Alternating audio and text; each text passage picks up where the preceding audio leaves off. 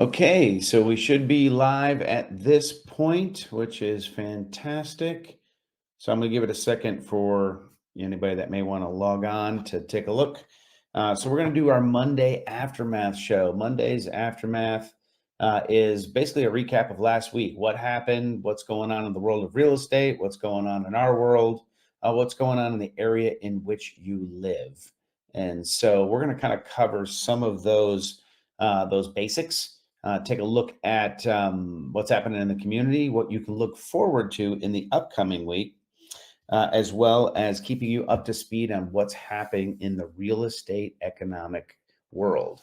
That's an important thing to make sure that we take some time to actually go over, is to say what's going on in the real estate world. So a couple things. One, the boring part of real estate that if you're a consumer, a buyer, or a seller, and you may not care about a whole lot, or at least it's boring. You might really care about it, but and just not the most entertaining thing, is the data. And one of the things we do is we have a third-party statistician that creates a whole data package for us at the end of each quarter. I think they do it more frequently than that, but we get it each quarter. We call it Trend Talk. And so I actually am going to be presenting Trend Talk to the real estate agents tomorrow morning. And so I'm going to give you guys a brief preview of it because, well, frankly, I have access to it and this is my show and I can do whatever I want. So we're going to go ahead and take a look at some of that information as well. We're also going to do just our week update to say, how are things moving on a micro level here in Cherokee County? And then we're going to cover some news. We'll talk a little bit about the Fed, where they currently sit. We were promised 3 to 4 rate cuts this year. Everybody's dying and waiting. We'll talk about the CPI numbers that came out not last week, maybe the week before, and how that seems to have affected the Fed's feelings on things, and go from there. So that's what we're going to cover today, as well as some of the entertainment stuff that happens in our county, most expressly the segment that we do on Music Scene. Why do we bother with what's going on in the music scene on Real Estate Channel as well? Because I like music. So we love this community. There is a ton of live music that you can experience. As many of you know, we have a band that plays live throughout the county and other places around adjacent to Cherokee County. And we'll talk a little bit about those things in case you were thinking about getting out and having a good time locally without having to, go inside the perimeter, in case you haven't been inoculated to do so. Okay, so let's go ahead and get rolling. Here we are. All right, so we're gonna start with the market update first. So let me get out my notes here and take a look at what we got. So market update first. One thing is I try to look at the segmentation from week to week. So currently, this as of right now, this Monday morning on April 22nd, 2024, we have 647 active listings in the detached market. Now, this doesn't include condos and townhomes and such, but 647 gives you a good picture because that's going to be the majority. We have 21 in a coming soon status. So that means they've signed listing agreements. It's been listed in the MLS, notifying us that it's coming soon, somewhere in a 14-day window. We're not exactly sure. If I take a look at what happened in the last 7 days, I can see that we have new listings, 108 new listings this week alone. Now that starting to feel like a lot. We're starting to see the beginning of that spring market and what's happening with the spring market. So that's interesting. But let's compare it against the under contracts and close. In the last week, as far as the FMLS is concerned, 47 transactions closed out. So about half of what went live. And 41 others are now under contract. And that would be new under contracts that happened in the last 7 days. That doesn't mean there's only 41 under contract. There's more, but in the last 7 days, there's 41. So that kind of gives you the glimpse at just a small view of what's happening there in Cherokee County.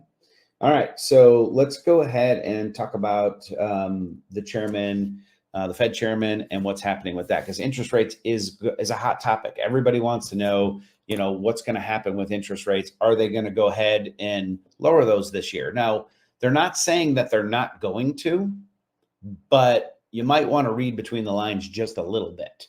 So we originally were going to go with 3, maybe 4 when it was the end of last year, due to how the higher interest rates had affected the economy. The CPI numbers, if you don't know what they are, they're what's known as the Consumer Price Index. So they're looking at the cost of goods and everything else, trying to quell inflation.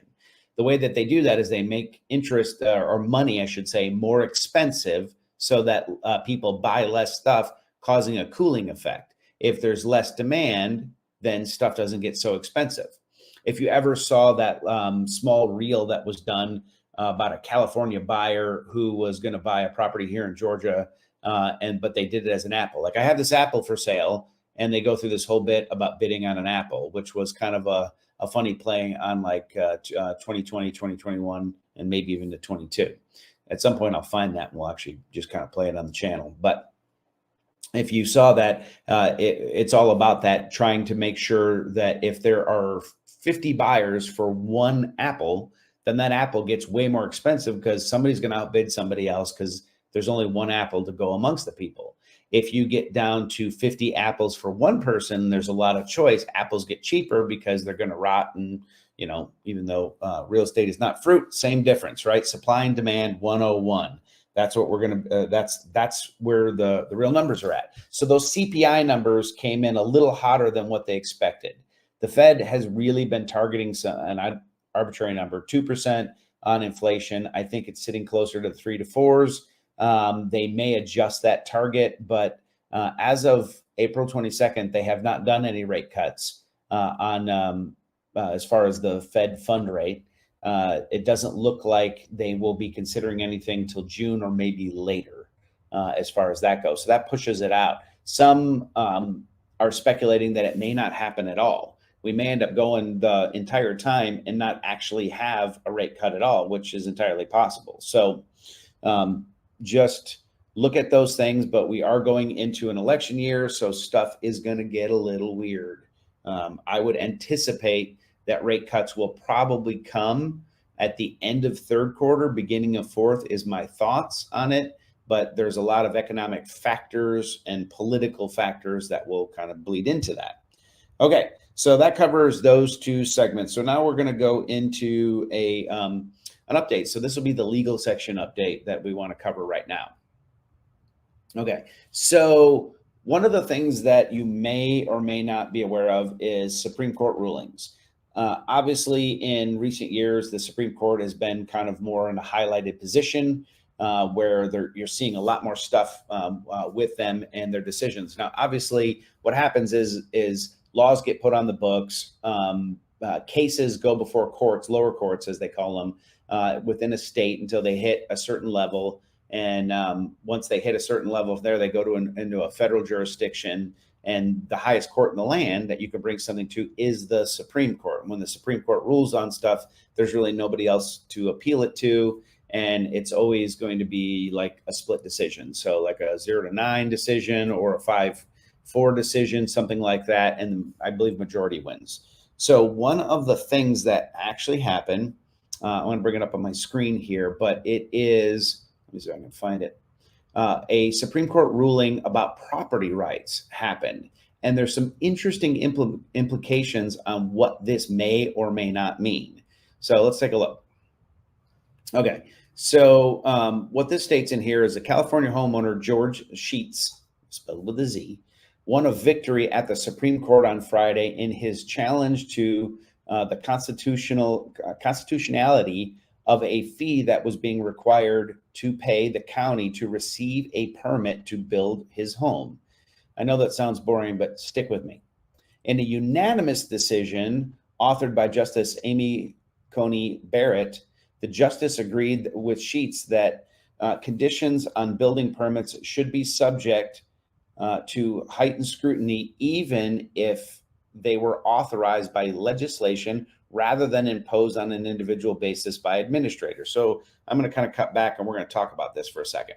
Okay, you can read that article. It is on Scout Us blog. I'm sure you can find it if you just search it. There's actually some good YouTube videos where they'll explain it. But basically, this is what happened. A guy in California has a patch of land. He wanted to retire to that land, and it's kind of out in the middle of nowhere. So he was going to go build, I think he was in the construction industry. So he was going to put a mobile home on there because going through all the regulations to get building permits and these things is a little more complicated in California. We'll just let that sit for a minute. But manufactured homes or mobile homes, obviously, if they're available to be purchased in California, they've already gone through the government scrutiny to meet certain standards. So now all you're talking about is, if necessary, septic, well, depending on whether there's water and all that, and set up and putting it in place. So there's a lot less stuff to have to go through this. So this particular gentleman decided that's how he'd retire because he didn't want to go through as many hoops because he had spent many years in that industry doing that kind of stuff. So in doing so, he went to apply for his permit and they charged him somewhere in the vicinity of, I want to say $26,000. I could be wrong on the number. You can fact check it. I don't think it's relevant to the conversation.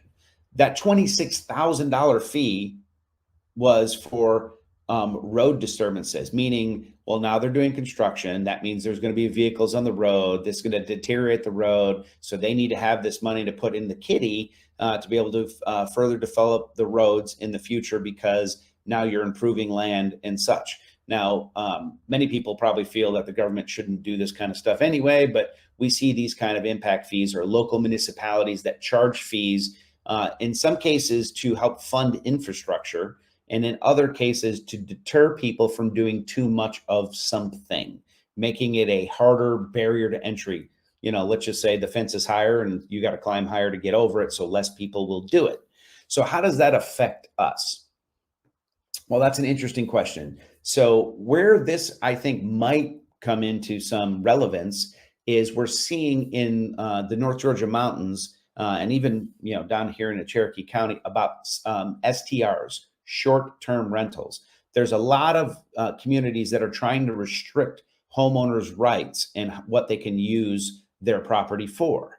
Now, there's a myriad of reasons for this. One of them is because of noise ordinances. For example, if you have a high rise in Atlanta and you're renting that out every time there's a baseball game, and then you get frat guys in a party in there, the neighbors who are living there, it's ruining their quiet enjoyment. So the municipality tries to step in and make rules because what happens is if you buy one, you might do a better job of regulating the people in there because you care and you live in Atlanta.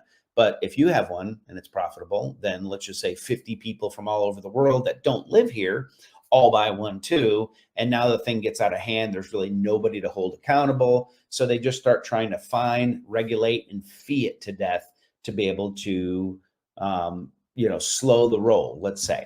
So specifically, let's talk about some of the stuff that's happened maybe in Union County. So like the Blairsville area and what is now bleeding down into Blue Ridge. And even Gilmer counties where they're working on the same things. So it's argued that the infrastructure up there was never meant to handle the kind of tourist traffic that it gets. Now, I'm not an expert in this. I can't say, about the road usage and the taxes on those things. A majority of those cabins and houses, which I own several up in that area, have septic systems.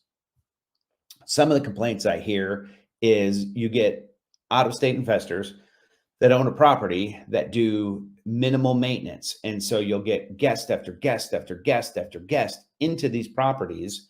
And in some cases, they'll put more people in there than the property should hold, and they won't maintenance the septic system. So you have issues with it leaching, out of the ground and having problems because of improper maintenance.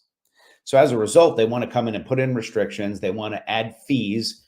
For example, I believe like if you wanted a short-term rental, if you were even approved in the city of LJ, like in the city limits around that downtown area, it's like $1,000 fee for a permit. If you were to do this in Louisville, Kentucky, I believe it's like $2,500 to maybe get approved. Like you have to pay the fee. It has to follow a bunch of rules. Then it has to go before a council. And even if it meets all the rules, I'm getting reports from professionals in the area that you meet all the rules, you paid the fee, you are a professional, everything's done right, and they'll still say no because they just don't want it. And that brings up these type of issues. So the fees that they're charging and the restrictions that they're placing, this is one of the first cases Granted, I have not researched this a bunch, but it's one of the first cases where you can see the Supreme Court saying it's unconstitutional for them to do this if they can't directly correlate it to a stressor or an actual cost that the municipality would have in regards to it. For example, this guy having a piece of property out in the middle of nowhere, throwing a trailer on the home, and him and his retired wife driving out there isn't going to have a $26,000 impact on the roadways and construction in the area. I mean, that's kind of arguable. So that's the reason he actually paid the fee. I think this started in 2016, so not easy to win this, but finally got up to the higher courts and got ruled on in a landslide victory, 9-0. They said it's unconstitutional, and now the county has to basically pay him the fee back because it's not commensurate. So the argument is, if this creates more lawsuits based on this Supreme Court ruling, how will this affect local municipalities from restricting uses or charging undue fees for it taxing the system? And how do they prove that the fees that they're charging are being put into the direct cause and not being put into something else? Right? That was part of the thing, is this $26,000 that they were charging in California would be allocated to an unrelated community or county expense. And so that argument kind of exists, right? There's a lot of problems with this. Do I think this automatically creates a way out? No, but the idea falls under this, and we'll go back to the screen. I'll show you real quick. Okay, so it says Sheets argued that the fee violated the Fifth Amendment. It's called the Takings Clause, which bars the government from taking private property for public use without just compensation. He told the state court that to determine whether the fee passes the constitutional muster, they should apply the test outlined in the Supreme Court in two property rights cases, Nolan versus California Coastal Commission and Dolan versus the city of Tigard, Oregon. Those cases taken together hold that if the government wants to require someone to give up property in exchange for a land use permit, it must show that such a condition is closely related and roughly proportionate to the effects of the proposed land use. In Sheets' case, oh, it's 24 grand. There it is. He argued that they meant that the county was required to make a case-by-case determination that the $24,000 fee was necessary to offset impact of congestion attributable to this project. Now, if you're a legal expert, which I'm not, you're going to say, them imposing restrictions has nothing to do with this because the constitutional right was about seizure, so fees. But if you are in the short-term rental game, you're going to see in areas what they're doing is they're trying to fee their way to the point where it's just not affordable. The restrictions part of it, I think, has more to do with quiet enjoyment. But so far there is no case law on it. Something to watch, something I wanted to point out, and that's that dead horse. We're going to stop beating it. So let's go ahead and move on down the line. All right, so that was the Supreme Court ruling. All right, so what else did you miss this week when it comes to what's going on locally? So we'll call this the segment. This is my my rock and roll segment to this. So one of the things that you missed was, if you are a music lover, is a bunch of live music. So I'm going to show you what's coming up this week. So this is not a missed portion, but just what is on the docket. So let's go in and look at this real quick. So you can see under related items through Facebook. I'm old, so I use Facebook a lot. We've got an ABBA tribute band. This is the 9:55 show. This will be at Mad Life in downtown Woodstock. I believe they also have the 7:30 show for the same date. I don't know why they're separated on here. One of the things that you really may want to check out is the Upriver Festival. So the Upriver Festival is a festival that is I think it's the primary fundraising component they use for Goshen Valley Boys Ranch, which is here in Cherokee County. If you don't know about Goshen Valley, I definitely encourage you to look it up. It's something that our Keller Williams office has been involved with over the years. I'm a Rotarian and the Town Lake Rotary, and They do a lot with them. We prepare the Thanksgiving meal for all the boys that live at the ranch and the host homes. It's an unbelievable organization. The last several years, our band Bent to Fly has actually been the headlining player at that particular festival. This year, All Talk, I'll put it back up on the screen. All Talk, which is an 80s, 90s, and 2000 pop and alt rock band, will be performing, and hopefully the weather is nice. This is going to be on the mill at the Etowah. It's a huge stage. The bass player and the drummer are actually the bass player and drummer from our band. The bass player's wife, Pam, has fronts this band, and it's more of an alt rock band. Phenomenal setup out there. Highly encourage you to go see that. If those don't hit your musical bone, we've got First Friday in Canton on A1A. They got the Jimmy Buffett Tribute Band, and then it looks like A1A Jimmy Buffett Tribute Band is going to be at Mad Life Saturday, the late show as well. Okay, so if you happen to be somebody who spends a lot of time with music here in Cherokee County, I'm going to encourage you to look up Cherokee County music scene. What's next? This is where you can find out what music shows are coming up in Cherokee County. This is a page that's run by my wife, and you'll see that there's just a bunch of different stuff on here that you can go and see. These are upcoming events, from the patio music that's at Mad Life to some shows that are also going to be at Mad Life, like Scarlet 8 Goth Rock. Rootstock, one of the restaurants, is having Spencer Smith there. Banks and Shane, the Atlanta Entertainment Tradition. There's just a lot of different stuff, and you can always click see more and look at what's coming up, including the ABBA Tribute Band and all that. That being said, I'm also going to hit on this one thing, and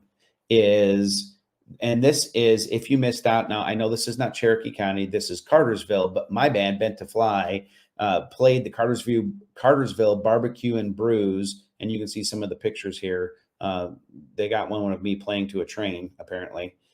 So that's fun.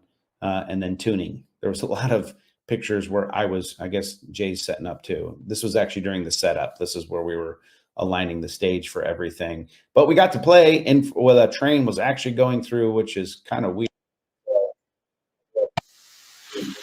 That is loud, so mute. All right. So you guys can see right here in this clip, like we started the set and here comes a huge train behind us. Believe it or not, we were louder than the train. So that was awesome. There was a lot of people here. It was a great fun show. And that's what you missed this week. All right. That being said, we're going to go into the last section of the live broadcast. And that is going to be, we're going to give you a preview of the first quarter slides, taking a look at the real estate market so that you're informed. I'm only going to cover about 3 or 4 slides, kind of give you a 10,000 foot view. All righty, let's take a look. Okay, so this is first quarter 2024, which has been, from a unit standpoint, a pretty dismal quarter. One of the things everybody's always asking is when the prices are going to come down. Interest rates being high should make prices come down, but supply and demand is everything. So at the peak of the buyer's market in January of 2009, the active listings were at 31,121 in the metro Atlanta area. So that covers like 10 to 15 counties. I don't know the actual number. That's why I'm giving you a wide range.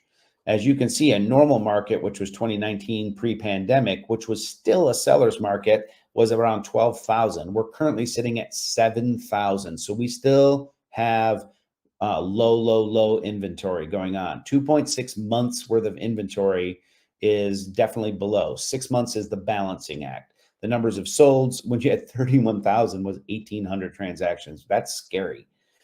Here at 12,000, you get 4,700 solds.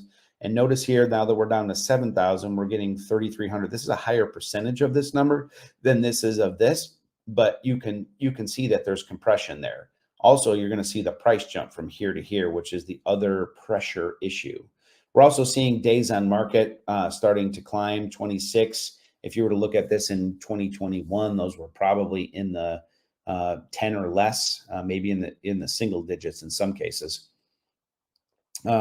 So failed listing percentages are kind of holding, so 30% of everything that goes on the market doesn't sell. And that's likely because somebody was like, let me put this up. And like, well, what do you think I should ask? Well, it's probably worth 400. Well, can we ask for $1 million? Well, sure. You could if you wanted to, but nobody's going to pay it. Well, let's just try one of those. All right. So the median list to sales price is actually higher. So this tells you on the median stances, if people are asking $100,000, then they're on average of getting 97,200. Here it's 98. So we're actually there's less negotiation. Very interesting. Let me scroll through a couple of these. So the number of solds, this is broken down by price points. Under 200 grand, mostly because they don't exist. 200 to 300 grand, you can see we had 1,200 units first quarter of last year, 1,000. So we're getting less units going. Here we actually had a little bit of a spike from 300 to 500 and then 500 to 750. And that's because some of these, I think, fell into this bucket because of price increases. And then, you're just looking overall, it's less from first quarter to first quarter comparison. Here's the change in the number of solds. So this is based on percentages. So gives you a nice good look at 2020. It was like we were up 8. This is where life was normal. Here is when we went full swing and there was a drop in 18 because nobody knew what was going to happen. And then all of a sudden this climb was boom, boom. And, we got in the first quarter of 21. It was like this stall out and then just a slamming amount of units as we went into here. And then we started getting drop-offs based off of compared to these. And it kind of rolled down here. The number of units sold really dropped off. And here's where you can feel the compression happening was in third and fourth quarter of 22. And then is when we started hitting. And then the price where stuff was sitting longer, you really felt it around here. These were pretty strong. It was pretty strong this year. And this year, here is when it started to get softer overall. Here is the supply comparison. You want to know where the buyer's market is? Well, if you're in the market for $1.5 million or higher, that indicates that it's a buyer's market. So if you look at the previous period, it was 8.4 months worth of supply. Currently, it's at 9. Here's the balanced market. Here's the seller's market. This is the buyer's market. So you're way under on these. Now, million to 1.5 million's getting there. We're at 4. 6 is balanced, 7 is buyers, right? All the rest of this is still pretty compressed as you roll into that. Now, here's the last slide I'm going to share with you. Percentage of original list price to what they actually sold for. So this is where they started. So this doesn't include price reduction. So for example, if somebody starts at 1.5 million and then they lower to $1 million and they get full asking price at $1 million, this would reflect off the $1.5 million price point. So in other words, it would say that we were less than the original. It would not count it as 100%. So when you look here in these price points, there's more price reductions here. People are getting better deals here, but nowhere else. Everywhere else are the sellers getting more of their asking price. Here was 94, which means there was 6% negotiation down. Here it's 95. This was 96. Now it's 98. This was 97. Now it's 98.4. And you can see on we go. It's basically up. And so that's kind of what I want to tell you is the way it's currently trending with interest rates sitting markedly at 7.25 to 7.5% on the high end and in the high 6s on the low end. You're basically still seeing people getting closer to their asking price, lower inventory, appreciation is still climbing, probably more than it should. I don't know. But that's the overall look at everything. So when it comes down to it, it looks like we're going to have fewer units, less transactions, but prices will likely hold through 2024, or at least that's what first quarter is indicating. The bulk of transactions will happen in second and third quarter. And so let's see what's going on as we continue to watch the market. Like I said, we had 108 new listings this week put on in Cherokee County. So I hope this information has been helpful to you. I appreciate you guys very much, and we will talk to you soon.